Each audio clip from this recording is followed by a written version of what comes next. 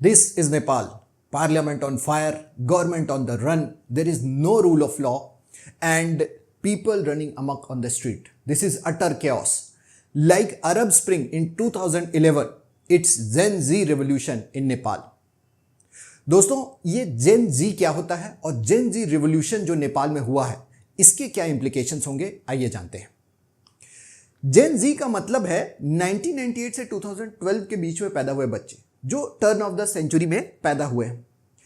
ये बच्चे इंटरनेट के साथ बड़े हुए हैं, टेक सेवी हैं, सोशल मीडिया के फैंस हैं और अपने आप को जेन्युइनली एक्सप्रेस करते हैं। हायर एजुकेशन लेकर के अब ये हमारे वर्कफोर्स में एंटर कर रहे हैं और बहुत ही इनोवेटिव और बहुत ही ज़्यादा कॉम्प्लिकेटेड टेक्निकल आइडियाज़ लेकर के ये आ रहे हैं। नेपाल जो इंडिया और चाइना के बीच में एक बहुत ही छोटा सा हिमालयन स्टेट है, यहाँ की 30% पॉपुलेशन जेन जी में आती है और ये जेन जी जो हैं इनके एस्पिरेशंस बहुत ऊंचे हैं, पर नेपाल की गवर्नमेंट के अंदर में जो करप्शन और इनएप्टीट्यूड है, इसकी वजह से नेपाल का जेन जी है बहुत गुस्सा और यही जेन जी रिवोल्यूशन को पैदा करता है। हुआ क्या, नेपाल की गवर्नमेंट अपने क्रिटिसिज्म से इतना परेशान हुई कि इन्होंने 4 सितंबर 2025 को सोशल मीडिया को बैन कर दिया। 23 प्लेटफॉर्म्स ऑफ सोशल मीडिया जैसे कि इंस्टाग्राम, एक्स, फेसबुक, स्नैपचैट सब बैन हो गए। गवर्नमेंट को लगा ऐसे हम लोग चुप करा देंगे, लेकिन जेन जी के लोग बहुत क्रिएटिव हैं और साथ में बहुत ज़्यादा अनस्टेबल गुस्से वाले हैं। तो इन यंग लोगों ने डिसाइड किया कि 8 सितंबर 2025 को काठमांडू में एक बहुत बड़ा डेमोन्स्ट्रेशन करेंगे। 8 सितंबर 2025 को हुआ जेन जी मूवमेंट। इन्होंने काठमांडू पे कब्जा कर लिया, पार्लियामेंट में आग लगा दी और गवर्नमेंट को धमकी दी कि आपने अगर बैन नहीं हटाया so you will be destroyed, and they were destroyed all the same. Government में एकदम हैवक हो गया, लोग इतना ज्यादा डर गए कि पुलिस को भी भागना पड़ा और फाइनली जेन जी के गुस्से के सामने 9 सितंबर 2025 को prime minister KP Sharma Oli ने अपना रेजिग्नेशन दे दिया। प्राइम मिनिस्टर के रेजिग्नेशन के बाद सारे लीडर्स, टॉप ब्यूरोक्रेट्स, पुलिस वाले, ये सारे के सारे भाग गए। इन सभी को लगा कि अब नेपाल उनके लिए सेफ प्लेस नहीं है, क्योंकि जिस करप्ट गवर्नमेंट का बेनिफिट वो लोग आज तक ले रहे थे, उनसे हिसाब मांगने के लिए जेन जी यानी कि यंग पॉपुलेशन आ गई है और उनके पास जवाब देने के लिए कुछ भी नहीं। और इस तरह से नेपाल में एक इमरजेंसी सिचुएशन बनी है। आर्मी ने बहुत मुश्किल से नेपाल के सिचुएशंस को संभाला हुआ है। तो ये जेन जी रिवॉल्यूशन नेपाल में क्यों हुआ, क्या रीजन है इसके पीछे? 2008 में पहली बार नेपाल में डेमोक्रेसी आई है। 2008 से 2015 के बीच में ऑलमोस्ट 16-17 ईयर्स का हिस्ट्री है नेपाल का। इसमें 14 टाइम्स गवर्नमेंट चेंज हुई है, 14 प्राइम मिनिस्टर हुए। ये एकदम म्यूजिकल चेयर की तरह फटाफट हर साल प्राइम मिनिस्टर यहां पे बदलते रहते हैं, अलायंसेस शिफ्ट होते रहते हैं, एमपीज को पैसे देकर के लोग खरीद रहे हैं। कोई यहां पर एंटी डिफेक्शन लॉ नहीं है और इसकी वजह से हमेशा अनस्टेबल और बहुत ही ज्यादा करप्ट किस्म की गवर्नमेंट बनती है। करप्शन इतना ज्यादा हो गया है कि करप्ट लीडर्स, ब्यूरोक्रेट्स, पुलिस वाले, आर्मी वाले, ये सब छुपते नहीं है बल्कि खुलेआम शो ऑफ करते हैं कि देखो भाई करप्शन से हमको क्या मिला है। ये अपने बच्चों की लग्जरियस लाइफ को सोशल मीडिया पे दिखा रहा है, जिनको कि नेपो बेबी बोलते हैं। और जेन जी वाले जो हैं, इन्हीं नेपो किड्स से बहुत ज्यादा गुस्से में है। इनकी लग्जरियस लाइफस्टाइल की वजह से नेपाल के पॉलिटिशियंस को जो है नफरत की नजर से देखा जाता है। Bad governance, hospitals, roads, even police और जस्टिस सिस्टम भी यहां पर बहुत ज्यादा करप्ट और खराब कंडीशन में, इतने खराब कंडीशन में कि लोग जो है जस्टिस की उम्मीद भी छोड़ देते हैं। पुलिस गलत केसों में लोगों को फंसा देती है, कोर्ट लंबे समय तक खींचता रहता है और जो जज ईमानदारी से फैसले करते हैं उनको ये लोग इंपीच करने की कोशिश करते हैं। Example is Sushila Karki.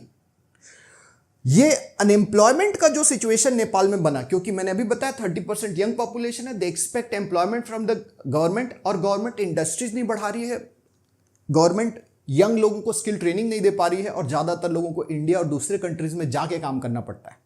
और इसकी वजह से जो हमारा एक्सपेट्रिएट पॉपुलेशन है नेपाल का, उनको यह महसूस हो रहा है कि उनकी गवर्नमेंट ने उनके साथ धोखा किया है और यही वजह है जेन जी रिवॉल्यूशन का। पर यह अचानक पैदा नहीं हुआ है। There is a history of chaos in Nepal. Nepal last Hindu kingdom है। यहां के लीडर्स हिंदू थे और ये लोग हिंदू रिचुअल्स के हिसाब से नेपाल को चलाते थे। लेकिन 2001 में क्या हुआ, वीरेंद्र विक्रम शाहदेव जो हैं, इनका ये जो किंग ऑफ नेपाल थे, उनका मर्डर हो गया। वो बहुत फेमस थे। अब उनके भाई ज्ञानेंद्र जो हैं ये रूलर बने। He was very infamous. इन्होंने पावर को अपने पास सेंट्रलाइज करने का कोशिश किया ताकि करप्शन करके मजे ले सकें। इसी वजह से नेपाल में कम्युनिस्ट रिवोल्ट हुआ। कम्युनिस्ट पार्टी ऑफ नेपाल ने हथियार उठा लिए और इन्होंने एक माओइस्ट इंसर्जेंसी या कम्युनिस्ट रिवोल्ट यहां पे स्टार्ट किया। For 7 years there was a civil war in Nepal from 2001 to 2007। Nepal के सिविल वॉर खत्म होने के बाद 2008 में किंग ज्ञानेंद्र को डिपोज कर दिए और एक सेक्युलर डेमोक्रेसी स्टैब्लिश की। 2008 में एक नया कॉन्स्टिट्यूशन बना नेपाल में और उम्मीद की गई कि ये डेमोक्रेसी अच्छा गवर्नेंस लेकर के आएगी, लोगों को अच्छी फैसिलिटी देगी। लेकिन ये कॉन्स्टिट्यूशन भी फेल हो गया और 2015 में नया कॉन्स्टिट्यूशन बना। लोगों को लगता था कॉन्स्टिट्यूशन चेंज करेंगे तो गवर्नमेंट में बैठने वाले लोगों का इंटेंशन भी चेंज हो जाएगा। But B.R. अम्बेडकर ने एक बहुत जबरदस्त बात कही थी कि कॉन्स्टिट्यूशन कितना भी अच्छा हो वो उतना ही बढ़िया काम करेगा जितना उसको चलाने वाले लोग अच्छे होंगे। So constitutions have no life in them, the people make them real and tangible. तो ये जो कॉन्स्टिट्यूशन है, नेपाल में आज तक 7 कॉन्स्टिट्यूशन हुए हैं। लेटेस्ट 2015 में है। 2008 से 15 तक 14 टाइम्स गवर्नमेंट चेंज हो गई है, लेकिन नेपाल के लोगों का कोई भला नहीं हुआ। और यही वजह है कि नेपाल एक बहुत ही ट्रबल्ड पास्ट को बिलोंग करता है और जेन जी का गुस्सा उसी पास्ट से उबलने वाले ज्वालामुखी की तरह सामने निकलता है। पर ये फ्यूचर को लेकर के हमारे अंदर बहुत चिंता पैदा करता है। अभी जो करंट सिचुएशन है मिलिट्री रूल का सिचुएशन है, लेकिन ये ज्यादा दिन चल नहीं सकता है। अब सोशल मीडिया से भी हमारे जो यंग जनरेशन है ये लोग पोल कर रहे हैं। इंटरेस्टिंग तरीका है ये पहली बार हो रहा है। बालन शाह काठमांडू के मेयर जो अपने रैप सॉन्ग में करप्शन के अगेंस्ट आवाज उठाते हैं, इनको जो है सबसे टॉप कंटेंडर माना जा रहा है। बहुत ही यंग प्राइम मिनिस्टर बनेंगे नेपाल के। दूसरी कंटेंडर है सुशीला कर्की। इनके ऊपर भी पोल हो रहा है, इनको भी वोट्स मिल रहे हैं। सुशीला कर्की चीफ जस्टिस रही है सुप्रीम कोर्ट ऑफ नेपाल की। करप्शन के अगेंस्ट इन्होंने स्टैंड लिया और गवर्नमेंट के इनएप्टीट्यूड पे बहुत सारे फैसले इन्होंने सुनाए। गवर्नमेंट तो इनको इंपीच इसलिए कर रही थी कि ये गवर्नमेंट के अगेंस्ट स्टैंड लेती। फिर आते हैं ज्ञानेंद्र, वापस से किंग बनना चाहते हैं, राजशाही को वापस लाना चाहते हैं just because he wants to. तो ये भी एक ऑप्शन है। बहुत सारे आर्मी में लोग इनको पसंद करते हैं। कुलमान घीसिंग जो कि बहुत अच्छे टेक्नोक्रेट हैं और रवि लामी छाने जो कि ओपोजिशन लीडर है, इनका नाम भी आ रहा है। अब जेन जी के लोग ये चाहते हैं कि देश में स्टेबिलिटी हो, अच्छे इंस्टीट्यूशंस बने, बढ़िया गवर्नेंस लेकर के आए, लॉन्ग टर्म में एक ऐसा रूल स्टैब्लिश हो जो कि इकोनॉमिक, पॉलिटिकल और एडमिनिस्ट्रेटिव रिफॉर्म्स लेके आए, अच्छे रूल्स बनाए, ईमानदारी से लागू करे और जेन जी को अच्छा जॉब और अच्छी लाइफस्टाइल जीने का, अच्छे सर्विसेज यूज करने का मौका मिल पाए। पर ये एक सोलो इंसिडेंट नहीं है। आप देखिए पूरे साउथ एशिया में ये हो रहा है। भारत के सारे पड़ोसी जो हैं वो इसी तरह के केओस का शिकार है। अफगानिस्तान यूएस के जाने के बाद तुरंत तालिबान ने टेक ओवर कर लिया। पाकिस्तान यहां इमरान खान को रूल से हटा दिए, वहां की आर्मी ने उनको धक्का मार के निकाल दिया। तो वहां के लोगों ने, इमरान के समर्थकों ने लाखों की संख्या में रिवोल्ट करने का कोशिश किया। आर्मी ने उनको दबा के रखा है आज भी और एंटी इंडिया स्लोगन बोल के लोगों को पटा रहे हैं। फिर म्यांमार की बारी आती है। 2022 में म्यांमार में मिलिट्री जुंता ने क्या किया, अथॉरिटी पे कब्जा कर लिया, मिलिट्री रिवोल्ट। तो उसके अगेंस्ट काउंटर रिवोल्ट हो गया।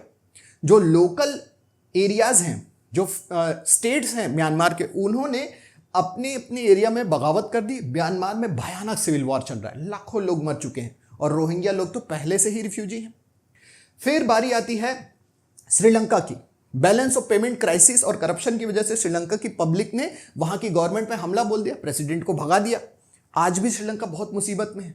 फिर बांग्लादेश की बारी आती है। शेख हसीना गवर्नमेंट ने जैसे रिजर्वेशन की बात की, वहां के स्टूडेंट्स आंदोलन करने लगे और स्टूडेंट्स ने इतना जबरदस्त आंदोलन किया कि शेख हसीना को भागना पड़ा।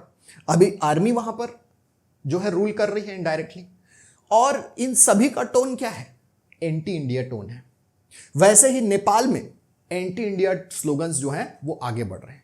So India is in the troubled waters. India का पूरा नेबरहुड बहुत ज्यादा ट्रबल में आ चुका है। इंडिया को बहुत तगड़ी डिप्लोमेसी अपनानी पड़ रही है और साथ ही साथ कोई भी कंट्री में इंस्टेबिलिटी आती है, वहां की पर नई गवर्नमेंट आती है जिनके पास क्लियर सपोर्ट नहीं होता है ना, इलेक्शन से थोड़ी आए हैं, आंदोलन से आए हैं। तो ये लोग क्या करते हैं, ये लोग शॉर्ट टर्म में पॉपुलैरिटी गेन करने के लिए इंडिया के अगेंस्ट स्लोगन बोलने लगते हैं और इससे उनको लोकल पेट्रियोटिक फीलिंग्स का फायदा मिल जाता है, जैसे बांग्लादेश में भी हो रहा है, पाकिस्तान में हो रहा है। एंटी इंडिया स्लोगन्स बहुत चलते हैं और सिक्योरिटी जो है वहां पर नॉन स्टेट एक्टर्स जैसे टेररिस्ट ऑर्गेनाइजेशन एक्टिव हो जाते हैं और वहां पर जो है इंडिया को अपनी सिक्योरिटी पे खर्चा करना पड़ता है। साथ ही बहुत सारे लोग अपॉर्चुनिटीज के लिए इंडिया आने लगते हैं क्योंकि इंडिया स्टेबल सोसाइटी है, तो रिफ्यूजीज का तांता इंडिया के ऊपर लग जाता है। तो इस तरह से करंट अफेयर्स के जो टॉपिक हैं इनको आप समझना चाहते हैं तो हमारी लाइव क्लासेस ज्वाइन कीजिए। 1-to-1 मेंटोरशिप के थ्रू भी हम आपको एज एंड व्हेन जब भी आपको क्यूरियोसिटी होती है हम आपका सारे के सारे क्यूरियोसिटी को दूर कर सकते हैं। अभी ये जो जेन जी रिवोल्यूशन है इससे कैसे क्वेश्चन आ सकते हैं? मेंस में पेपर 7 यूनिट 2 में इंटरनेशनल ऑर्गेनाइजेशन ऑफ पॉलिटिक्स में ये इंडिया और नेबरहुड के सिचुएशन को क्रिटिकली एग्जामिन करने के लिए आपको पूछा जा सकता है। What will be the impact of Gen Z revolution on India? Currently, the neighborhood of India has been very unstable. How will it affect India and Indian foreign policy? Pre में जेन Z revolution timeline, कौन कौन सी countries में इस तरह से revolution हुए हैं, इन सभी के बारे में क्वेश्चन पूछ सकता है because South Asia is in the brink right now. अगर आपको इस तरह के क्वेश्चंस को समझना है तो हमारी क्लासेस में आप बड़ी आसानी से समझ सकते हैं। आपके मन में कोई सवाल आते हैं तो कमेंट में ज़रूर पूछें, वी विल आंसर देम।